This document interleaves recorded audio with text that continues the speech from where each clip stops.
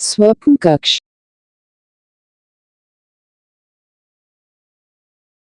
एक शहर में एक परिश्रमी, ईमानदार और सदाचारी लड़का रहता था। माता पिता, भाई बहन, मित्र, रिश्तेदार सब उसे बहुत प्यार करते थे। सबकी सहायता को तत्पर रहने के कारण पड़ोसी से लेकर सहकर्मी तक उसका सम्मान करते थे। सब कुछ अच्छा था, किंतु जीवन में वह जिस सफलता प्राप्ति का सपना देखा करता था, वह उससे कोसों दूर था। वह दिन रात जी जान लगाकर मेहनत करता, किंतु असफलता ही उसके हाथ लगती। उसका पूरा जीवन ऐसे ही निकल गया और अंत में जीवन चक्र से निकलकर वह काल चक्र में समा गया। चूंकि उसने जीवन में सुकर्म किए थे, इसलिए उसे स्वर्ग की प्राप्ति हुई। देवदूत उसे लेकर स्वर्ग पहुँचे। स्वर्गलोक का अलौकिक सौंदर्य देख वह मंत्रमुग्ध हो गया और देवदूत से बोला, ये कौन सा स्थान है? ये स्वर्गलोक है। तुम्हारे अच्छे कर्म के कारण तुम्हें स्वर्ग में स्थान प्राप्त हुआ है। अब से तुम यहीं रहोगे। देवदूत ने उत्तर दिया। यह सुनकर लड़का खुश हो गया। देवदूत ने उसे वह घर दिखाया जहां उसके रहने की व्यवस्था की गई थी। वह एक आलीशान घर था। इतना आलीशान घर उसने अपने जीवन में कभी नहीं देखा था। देवदूत उसे घर के भीतर लेकर गया और एक एक कर सारे कक्ष दिखाने लगा। सभी कक्ष बहुत सुंदर थे। अंत में वह उसे एक ऐसे कक्ष के पास लेकर गया जिसके सामने स्वप्न कक्ष लिखा हुआ था। जब वे उस कक्ष के अंदर पहुंचे तो लड़का यह देखकर दंग रह गया कि वहां बहुत सारी वस्तुओं के छोटे छोटे प्रतिरूप रखे हुए थे। ये वही वस्तुएं थीं जिन्हें पाने के लिए उसने आजीवन मेहनत की थी, किंतु हासिल नहीं कर पाया था। आलीशान घर, कार, उच्चाधिकारी का पद और ऐसी ही बहुत सी चीजें जो उसके सपनों में ही रह गए थे। वह सोचने लगा कि इन चीजों को पाने के सपने मैंने धरती लोक में देखे थे, किंतु वहां तो ये मुझे मिले नहीं। अब यहाँ इनके छोटे प्रतिरूप इस तरह क्यों रखे हुए हैं? वह अपनी जिज्ञासा पर नियंत्रण नहीं रख पाया और पूछ बैठा, ये सब यहाँ इस तरह, इसके पीछे क्या कारण है? देवदूत ने उसे बताया, मनुष्य अपने जीवन बहुत से सपने देखता है और उनके पूरा हो जाने की कामना करता है, किंतु कुछ ही सपनों के प्रति वह गंभीर होता है और उन्हें पूरा करने का प्रयास करता है। ईश्वर और ब्रह्मांड मनुष्य के हर सपने पूरा करने की तैयारी करते हैं, लेकिन कई बार असफलता प्राप्ति से हताश होकर और कई बार दृढ़ निश्चय की कमी के कारण मनुष्य उस क्षण प्रयास करना छोड़ देता है जब उसके सपने पूरे होने वाले ही होते हैं। उसके वही अधूरे सपने यहाँ पृथ्वी रूप के रूप में रखे हुए हैं। तुम्हारे सपने भी यहाँ पृथ्वी रूप के रूप में रखे हैं। तुमने अंत समय तक हार न मानी होती तो उसे अपने जीवन में प्राप्त कर चुके होते। लड़के को अपने जीवन काल में की गई गलती समझ आ गई, किंतु मृत्यु पश्चात अब वह कुछ नहीं कर सकता था। सिख मित्रों, किसी भी सपने को पूर्ण करने की दिशा में काम करने के पूर्व यह दृढ़ निश्चय कर ले कि चाहे कितनी भी मुश्किलें क्यों न आए, चाहे कितनी बार भी असफलता का सामना क्यों न करना पड़े, अपने सपनों को पूरा करने की दिशा में तब तक प्रयास करते रहेंगे जब तक वे पूरे नहीं हो जाते। अन्यथा समय निकल जाने के बाद यह मलाल रह जाएगा कि काश मैंने थोड़ा प्रयास और किया होता। अपने सपनों को अधूरा मत रहने दीजिए। दृढ़ निश्चय और अथक प्रयास से उन्हें हकीकत में तब्दील करके ही दम लीजिए।